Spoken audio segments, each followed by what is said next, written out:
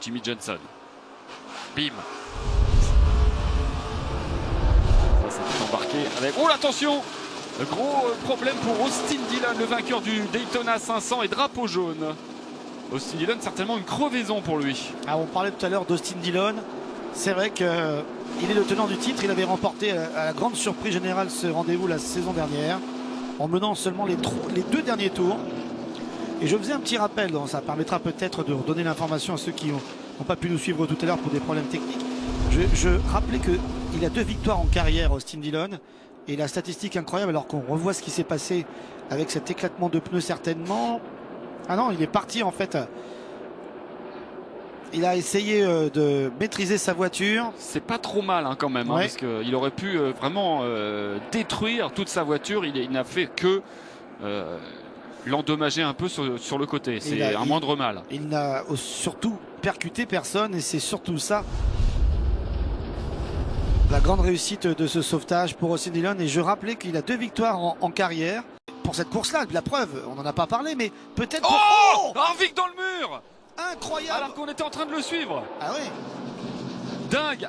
Harvick, le grand favori, l'un des grands favoris de cette course, qui a éclaté un pneu. Un pneu à l'avant droit, ouais, tout à fait. On a vu sa voiture dans le virage faire un tout droit. Eh bien, ça, c'est un sacré coup de théâtre. 2e drapeau jaune de cette course et Kevin Harvick qui visiblement ne pourra pas aller chercher la victoire aujourd'hui. Impossible pour lui de se remettre de ce contact à pleine vitesse. Ah puis là il n'y a rien à faire, crevaison et c'est mur direct. Alors, on a vu que la crevaison a été vraiment violente puisque on a vu tout de suite le splitter faire des étincelles sur la piste. Et à l'intérieur et à l'extérieur, on voit ça. Ah, il aurait fallu le prendre un tout petit peu avant. Et j'ai l'impression que le pneu avant gauche était crevé aussi. Moi, c'était la résultante peut-être de la voiture qui s'est affaissée en fait sur elle-même. Et n'aurait-il pas un petit peu trop cramé ses pneus dans sa grosse remontée parce qu'il a mis moins de 40 tours à remonter dans le top 10.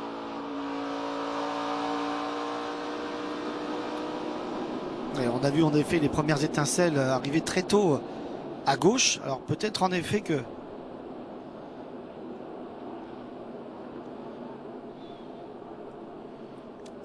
Et c'est sur l'avant gauche hein, déjà Ouais. que ça posait problème. On a vu les premières étincelles sur cet avant gauche.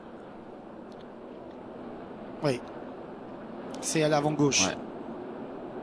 Ah, parce qu'il l'avait dit dans un premier temps, c'est l'avant droit, mais c'est bien le pneu avant gauche. Souvent c'est le pneu avant droit, hein, parce qu'on est en des circuits où Johnson doit être le plus à l'aise. Donc on va voir ce qu'il en est. Pour l'instant il est dans le top 5 depuis un moment. Hop, William Byron dans le mur.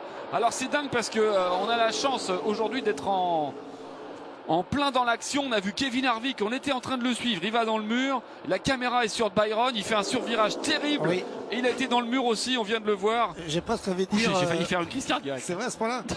J'ai presque envie de dire, on va demander au caméraman qui est sur cette caméra d'arrêter de faire des gros plans. Hein. Oui, c'est ça. Ou alors, peut-être que les écuries vont lui demander d'arrêter de filmer leur voiture. Oui, alors ça m'étonnerait parce que ça fait toujours plaisir aux sponsors d'être sur la caméra. Oui, enfin, une voiture qui abandonne comme ça si tôt, les sponsors, je pense, ne sont pas vraiment contents. Et non pas si tôt, mais Despacito peut-être. Oui. Hein. Je vois que la pluie vous a rendu joyeux. Oh, il a voulu maîtriser, mais c'était trop tard pour William Byron. Elle est un petit peu trop libre cette voiture, hein, comme les pilotes aiment le dire. C'est de circonstance aujourd'hui.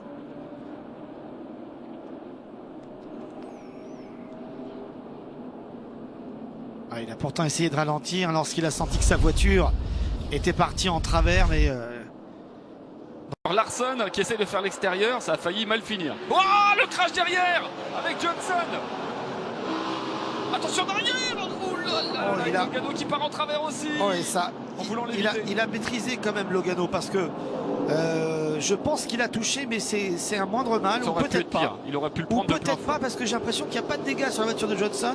C'est un miracle. Si ça n'a pas touché, je peux dire que Logano a fait un travail de récupération énorme.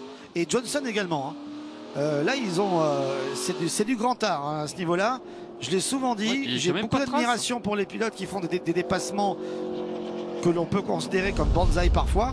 Mais alors ceux qui arrivent à maîtriser comme ça pour récupérer leur voiture à cette vitesse-là, avec les écarts juste après un restart, c'est énorme. C'est Denny Hamlin qui a touché l'arrière gauche de Jimmy Johnson. Regardez Jimmy Johnson et regardez Logano. Et en fait, celui qui s'en tire le moins bien, c'est Eric Jones qui a percuté l'arrière de la voiture 22 de Joey Logano.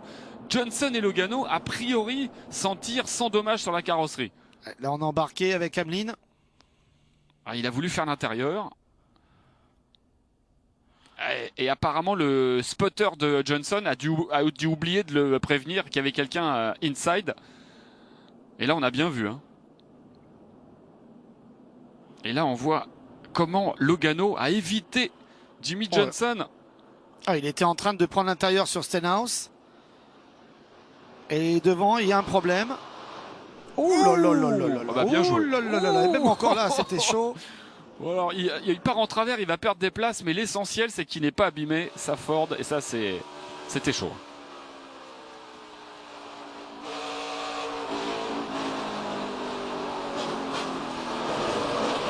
Et vous avez vu qu'il a déjugé son spotter. Il a déjugé parce que le spotter lui dit keep coming low. Ouais. Allez, reste encore plus bas, reste encore plus bas, ouais, tout à fait. Et comme il a vu Johnson qui allait de droite à gauche, il a changé d'avis et il est parti sur la droite et il a bien fait. Un pilote va le faire à l'instinct. C'est lui qui a le maîtrise de la voiture. La voie de son maître, ça marche jusqu'à un certain point.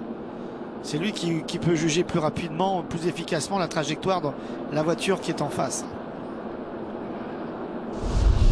Et Eric Jones aussi aurait pu... Titre indicatif, parmi ceux qui ne sont pas très loin de cet objectif. Attention, attention, le crash devant un crash énorme, oui. C'est Greg Holding qui vient de se mettre en travers. Et la Toyota de Greg Holding complètement détruite.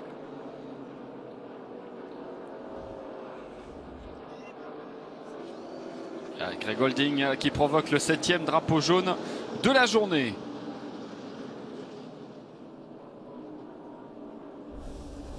Alors que s'est-il passé? Là, on va voir passer justement Kasey Kahne rapidement. Il est parti tout seul. Oui. Dans le virage numéro 4.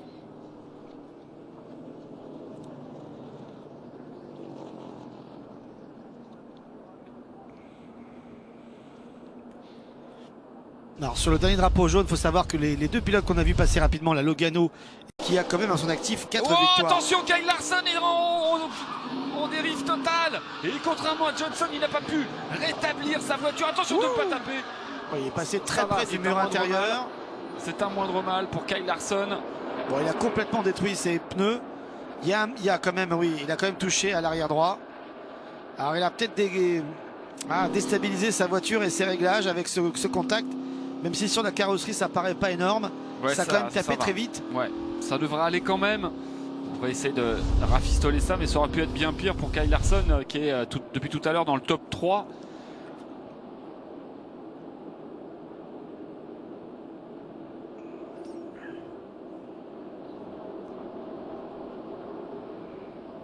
Ouais, on a vu ce pneu arrière gauche bloqué.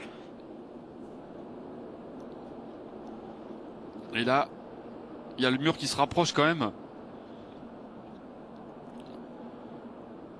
Ouh. Il aurait pu vraiment abîmer sa voiture dans le mur intérieur. Il a sauvé l'essentiel.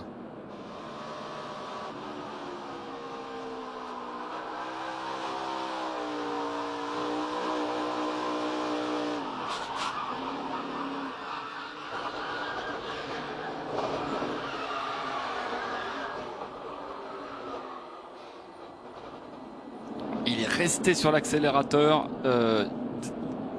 Démonstration de maîtrise quand même pour Kyle Larson, parce que là, franchement, bravo.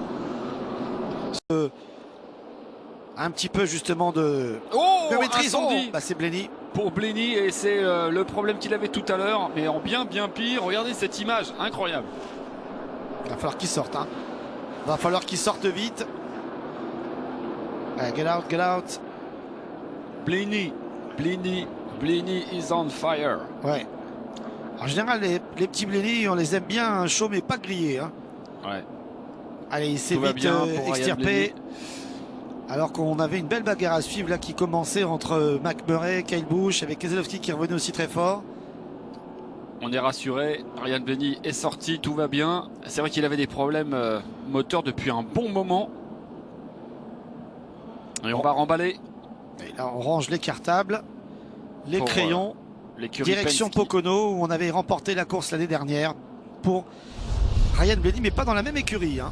Il avait remporté cette épreuve pour les Wood Brothers. Ça, c'est une belle photo à prendre, mais c'est pas très drôle quand on est à l'intérieur du cockpit. Un feu d'huile. Hein.